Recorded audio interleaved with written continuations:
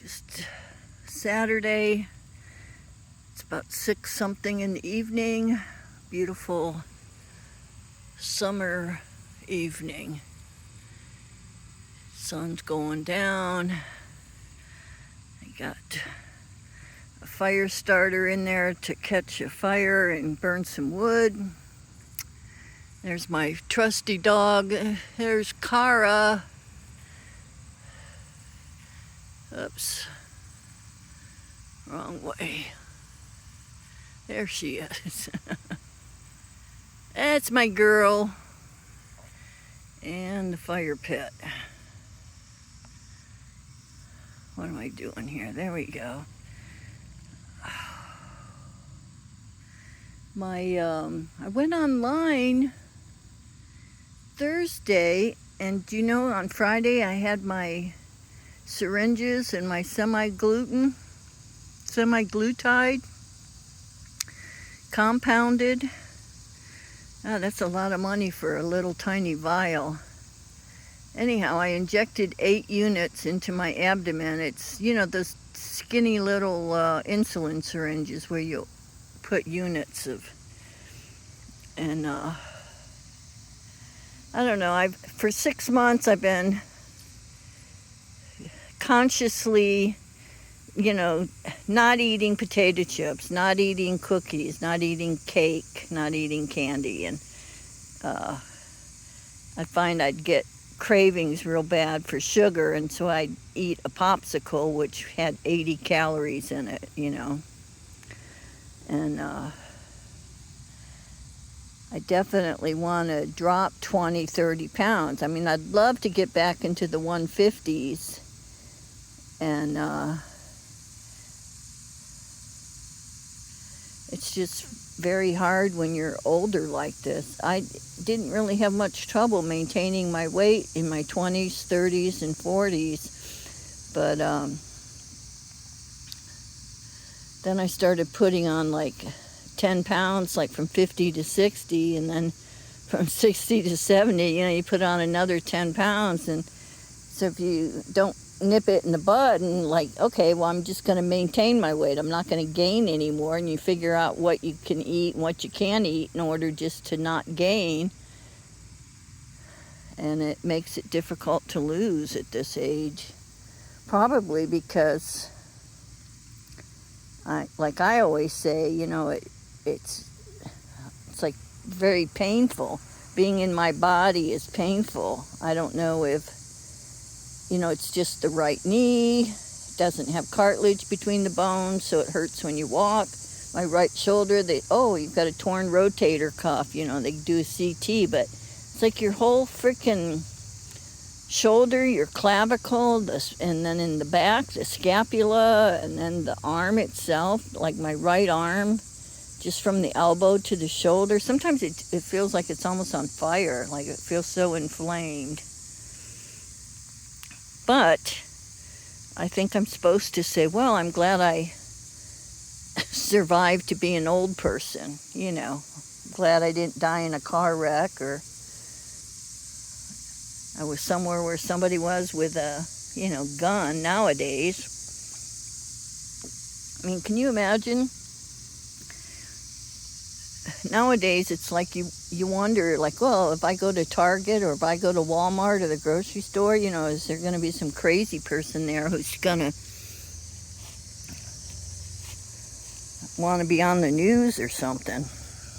I don't know. The world is different. It's not the same place it was when I grew up.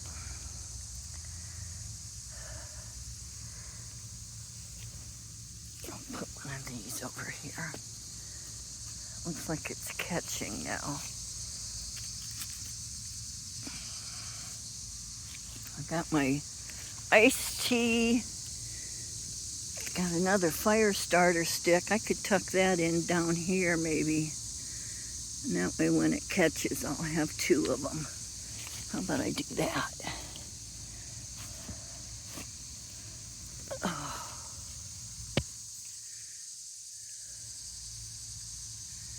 They came and did the yard yesterday. I really kind of like having the lawn service. They mow the grass, and one of them has a push mower and one of them has a riding mower, and then I go in my refrigerator and I get like 2 things of water and 2 things of iced tea, or I had 2 of those blue Gatorades, 0 calories. I put them in the bag, and I put a couple of the Starbucks Frappuccinos in there, because when they finish the yard, they can get in their car and have something, nice and cold to drink. I slam it down before they go to their next client. So I've just been doing that, giving them drinks, and sometimes I give them snacks. But it's fun for me because their windows are down in their truck, and I just put the bag in the front seat. We don't even say hello to each other. They come to do the work, and then I reward them with cold beverages. I think it's called Lawn Love or Love Lawn. It's got a love in it. It was a website, but you just put in your zip code, and then it sees if it has a service near you. So it was really easy, and it was about $50 cheaper. I had been quoted by somebody else, and because the yard is, you can see the fence goes all the way. That's how big my yard is. And there's the garage, and then there's the house. This is Ohio. Just me and my dog. And my prayers go up to my by-marriage family. He had a lung transplant, a double lung transplant at Stanford. So prayers go up for Ken today for healing, and that everything goes according to plan with no complications, no infection, no problems. Everybody washes their hands and puts gloves on and keeps everything sterile. That's all you can ask for, is a decent post-op recovery. He's already had a liver transplant, so he's been through the ringer once, and he's trying to hang in there. He's young. He's younger than me, so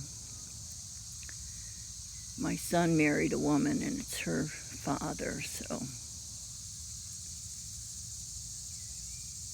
that's something there too. Don't we all, we sit around on the weekends, or sit around and, I don't know, we watch television, we get groceries, maybe we go out to eat, and here there's people that have to decide whether they're going to live their life attached to oxygen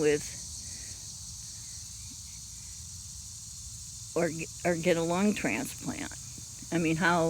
How lucky are we just to have normal bodies that function, that, like diabetic people get their legs cut off, they don't have circulation to their toes, their feet. First they lose 2 toes, then they lose a foot, then they lose, amputee below the knee, above the knee. And, people are born with diabetes, like juvenile onset diabetes. It's not just something that you get when you weigh 300 pounds. And so, I'm doing pretty good. I have to monitor my blood pressure, take my blood pressure medicine, limit my salt intake. Okay, so what? All that means is you don't order French fries. You don't eat potato chips, things with a lot of salt, like pretzels. If I eat salt, I'm going to retain water, and then my blood pressure is going to go up. And the biggest risk of having extremely high blood pressure is that you can have a stroke. Nobody wants that. Nobody wants to have a bum arm, a bum leg, and drooling out the side of your face, So I just do the smart things I'm supposed to do. I'm still getting ready for my trip, and this is Gathering Place. Attitude of Gratitude.